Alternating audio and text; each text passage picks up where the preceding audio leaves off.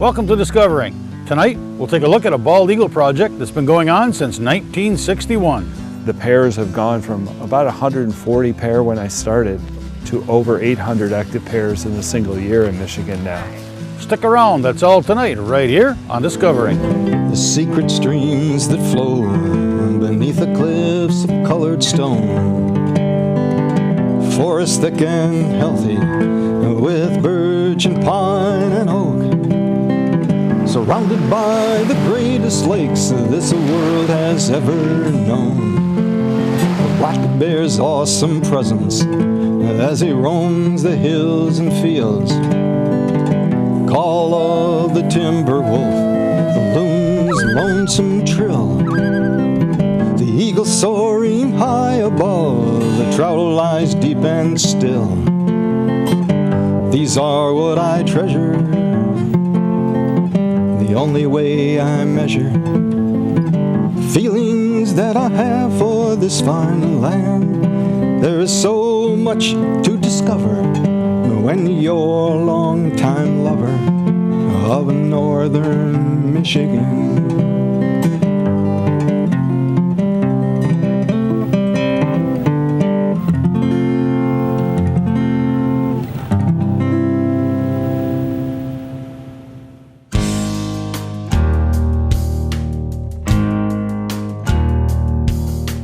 The bald eagle is the only eagle unique to North America. In the U.S., their numbers were estimated to be between 300,000 and 500,000 in the 1700s. Those numbers declined to as low as 500 nesting pairs in the lower 48 states. Bald eagle numbers have since rebounded, and now the lower 48 boast over 5,000 nesting pairs, with a total of about 70,000 bald eagles in the whole of North America, including Alaska and Canada. The careful and continuous study of bald eagles by specialized groups has led to changes that turned a nearly extinct species into a great American success story. Great to be back in the UP. I'm originally from Munising, and I started working on bald eagles in 1984 and worked out in the Hiawatha National Forest, and then went down to Michigan State after getting my master's at Northern and ended up with a PhD from Michigan State. And what we're doing here is we're working with nestling bald eagles, and this project is a really, really long-term project. We started flying aerial surveys, a guy named Sergei Postchapalsky in 1961, and this is the first year since 1961 we did not do statewide surveys of bald eagles. Our original project here in 1961 in Michigan began with the Continental Bald Eagle Project that the Audubon Society started. And what they did is there were only 485 nest sites of bald eagles in the lower 48 states that they found in 1961. And eventually they were listed on the Endangered Species Act. And when I was on the Northern States Bald Eagle Recovery Team, our area was Maine to Western Maryland to Missouri to Montana. And in those 28 states, we were hoping to have 1,200 breeding pair. And now Minnesota has over 2,500 breeding pair themselves. Wisconsin has the same number, over 2,500. We have over 800 in Michigan. There's over 200 in Ohio. So we have definitely recovered in the species, and that's why they came off the endangered species list. Sometimes we'll scratch for the safety of the people or the safety of the animals, as much as we want to get the sample after all the effort we've put into it. But sometimes you'll climb 3/4 of the way up and find a branch that is rotten or just not safe to climb. So as much as we want to get that blood sample to check for the pesticides and the feathers to check for mercury, we weren't going to jeopardize the safety of the chicks, so we scratched on this nest. They were just old enough and confident enough that the one was moving out on a branch, and we worry when they're that age, they haven't flown yet, but they can jump and they don't know how to fly and they might go splat. So we decided that for the safety of the birds that we were going to scratch after he climbed all the way up there.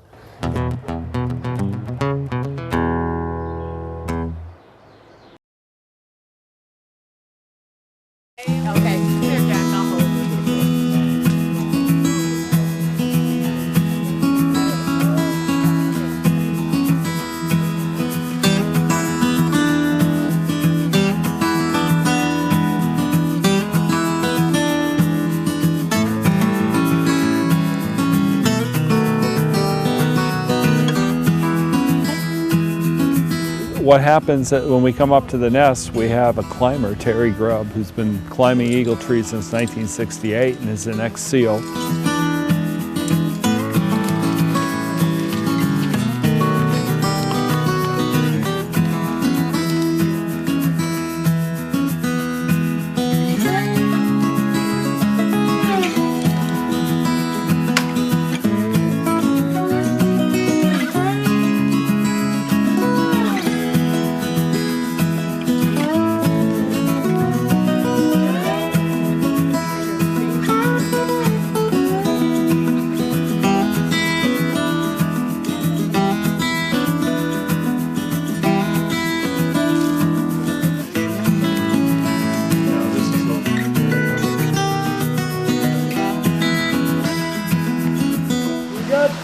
About 6 weeks.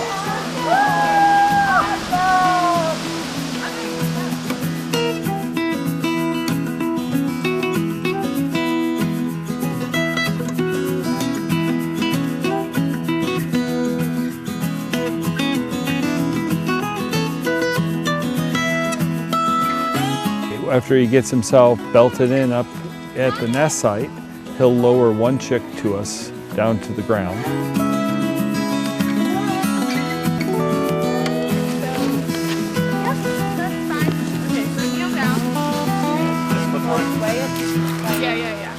So grab that. So we got 4.3. No, 3. We measure them to see whether they're boys or girls, and girls are larger. He's not very big, actually. Get you. He didn't really come out the normal way. But yeah, he's not too big, actually. Probably a he. You're gonna flip him on his back, so here you go. So I grab the leg. Grab the hands like I have. Put your finger Tight between. but you're gonna want to put your hand around it this way. So I grab like. Yeah. And you can have 2 hands on the feet if you want. You have. I like to put a you have finger. both Oh, I legs? don't have both of them. Okay, there we You go. see, so go. this is 2 legs with your finger kind of between, so you got it. So now you're gonna want to lay him down on his back. So with his head facing me. yeah. No. So yeah. So kind of lean him forward so that you get his side on the ground like this. Like this. Yep. And then you want your feet over there. Oh, okay, feet towards me. There you go. And then. Take a quick look and make sure there's no fish hooks or any trauma down his mouth. I got a weird tongue. Yeah. That's Now, what see where that opening is there? That's his windpipe. That's the gauze. Yeah. So when they're panning, they're staying cool, and you don't want them to not be able to breathe. So this darkness calms them down a little bit. But you want to do it up high so it doesn't down. slide off like a sock. Yeah. So you want to do it as tight as you possibly can, because or else they'll just slide right out of it. We put a U.S. Fish and Wildlife Service band on their left leg, and then we have to rivet that band on or else the eagles will tear that band off. When we band the birds, we've been able to find them, and I think our oldest one here that I've heard of is 38 years in the wild. So when they die, we know where they were hatched, we know how old they are. Sometimes they get hurt at something, or they may get lead poisoning, and if they have a band on, we know where they came from, and then we follow them and track them to see how well they recovered. And sometimes we have color bands, and people can read the color bands, and I had pictures this winter. We put blue color bands on at Voyageurs National Park, and way down in the Quad Cities on the Mississippi River, somebody took pictures of one of those adult eagles with our blue bands from Minnesota. So it's kind of cool. We take some other measurements to find out how old they are. The 8th primary tells us the age of the nestling. And then we also will take a small blood sample out of their wing vein, and that was developed. You saw Jim Sikarsky here, the veterinarian, who's the wildlife veterinarian at Michigan State University Veterinary School. He's the one that helped me develop those techniques so that they were safe for the nestlings. And we collect 3 breast feathers, and we would look at mercury in the feathers. So the blood we use for PCBs, DDT, and other organochlorine pesticides. And also we found Teflon, or also Scotchgard, Those are two perfluorinated compounds that were found to be in the environment also more recently in the late 90s. They were chemicals that we had to be concerned about, and they banned them across the U.S. for perfluorinated sulfonate, which is the Scotchgard. The other things that we do after the nestlings are there, we've taken a look at health indicators. We look at genetics to try to take a look at how robust the population is, and we found that they've gone through a big bottleneck during the DDT period, so they're not as diverse as you would think. After we've looked at their general health, is we put them back into the bag, send them back to their home, and they're none worse for the wear. And then they'll be able to fledge at about 12 to 13 weeks out of the egg. So after they hatch, they fly, and they'll either come back to the nest every once in a while, or you may never see them back at the nest. And we've had telemetry on some of the nestlings, and they may go 500 miles from the nest site and then come back. So it's pretty interesting after they fledge. And about 5 years is when they get the white head and tail.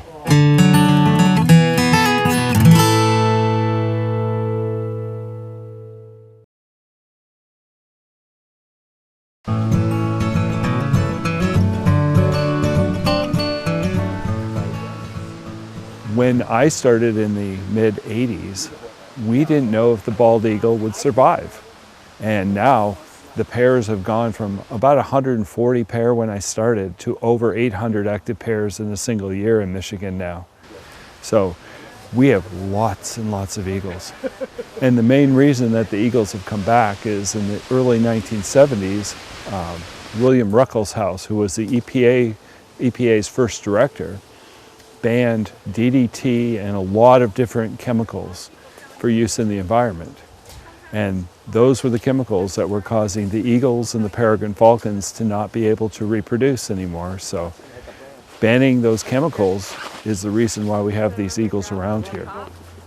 And another reason is there was a wildlife biologist on the Chippewa National Forest whose name was John Matheson, and he started guarding the nest sites and making sure that people didn't come into the nests when the nestlings or the adults were sensitive to the human disturbance, and then the adults would abandon the nesting attempts. So we have a lot more eagles now, and they're less shy than they were before, but that's the second reason. We protected habitat, and we had a recovery team. They were on the endangered species list, and they no longer are. So it's a really great recovery story when you take a look at it, what the Endangered Species Act did. What we're doing here today is we also use them as a monitor of the health of the aquatic environments around our nest sites.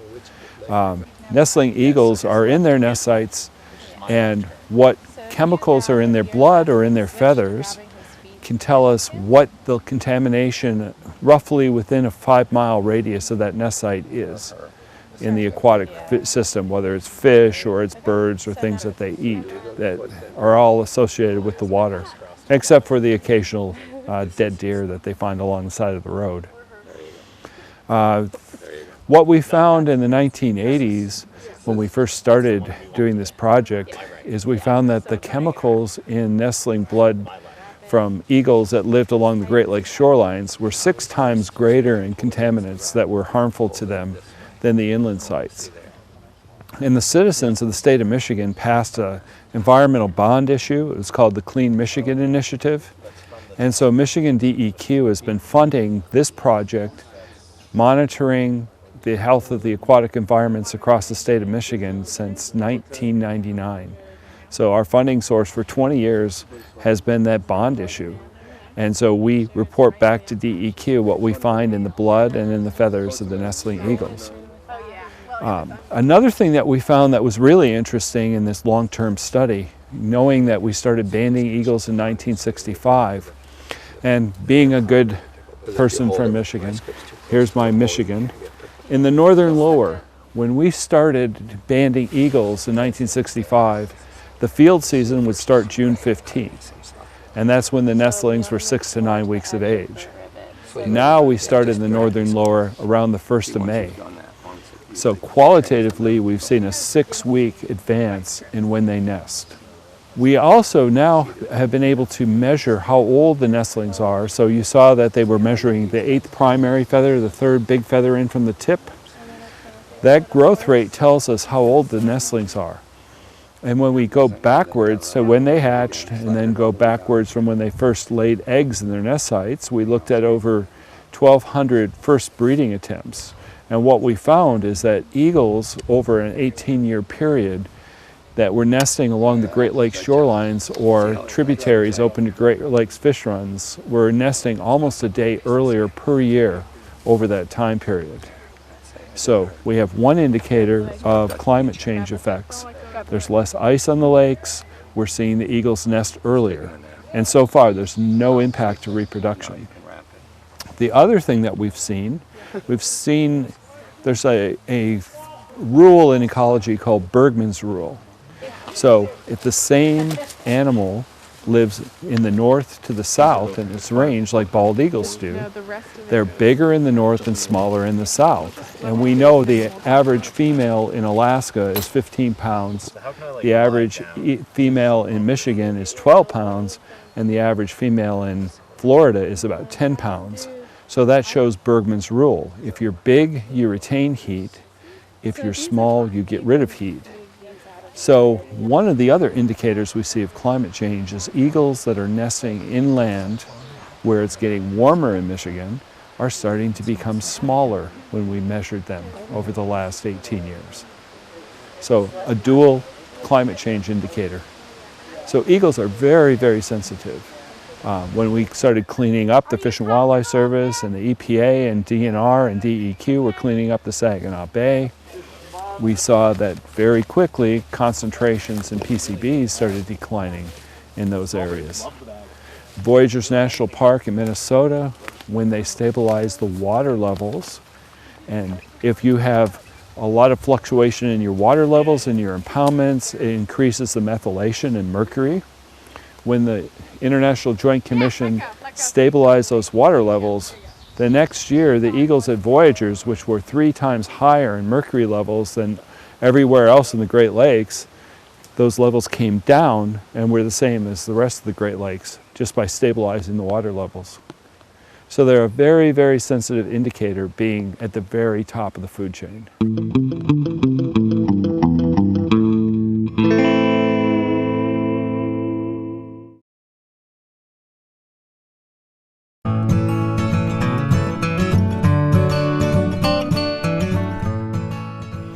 One of the other things on how I got involved in this whole eagle project, in 1984 I had to write a research proposal in ecology class at Western Michigan University for Richard Brewer, who was my professor, and he called me in and said, "Are you going to grad school?" I said, "No way, I want a job." And he said, "I think somebody would fund this."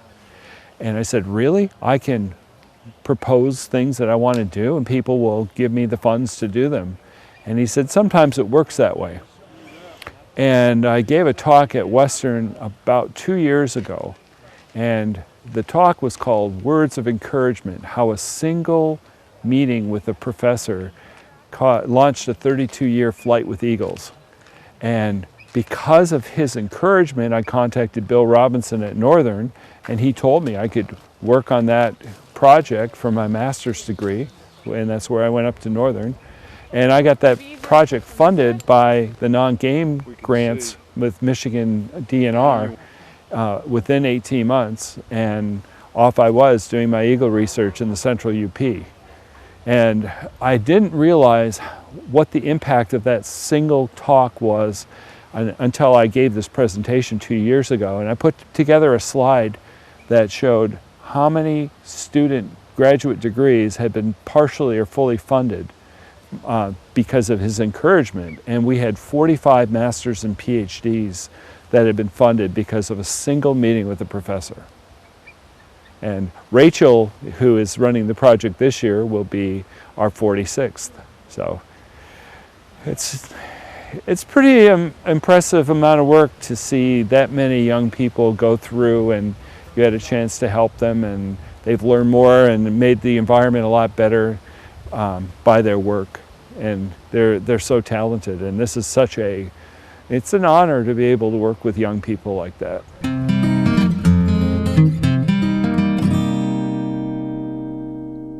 Well, before we call it quits for the day, we'll take a quick look at the end of a project that started over a year ago here on the show.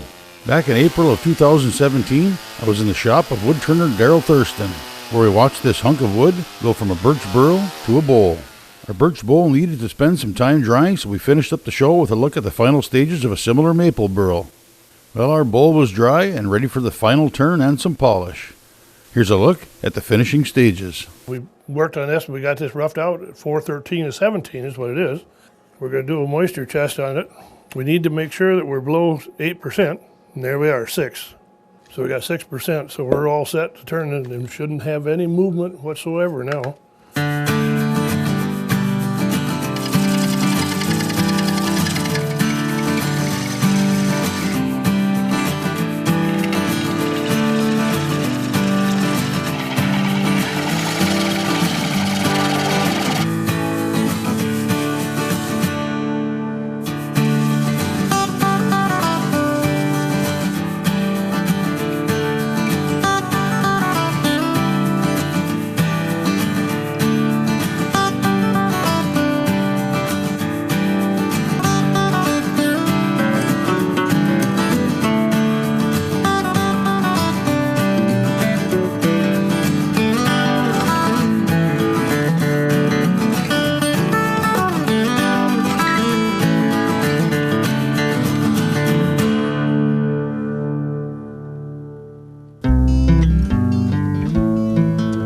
Well, that's it for this week. Be sure to check out 906outdoors.com, where you'll find the 906 Fishing Report, TV6 weather, shopping, and more. Thanks for watching, and I hope to see you next week right here on Upper Michigan's very own Discovering.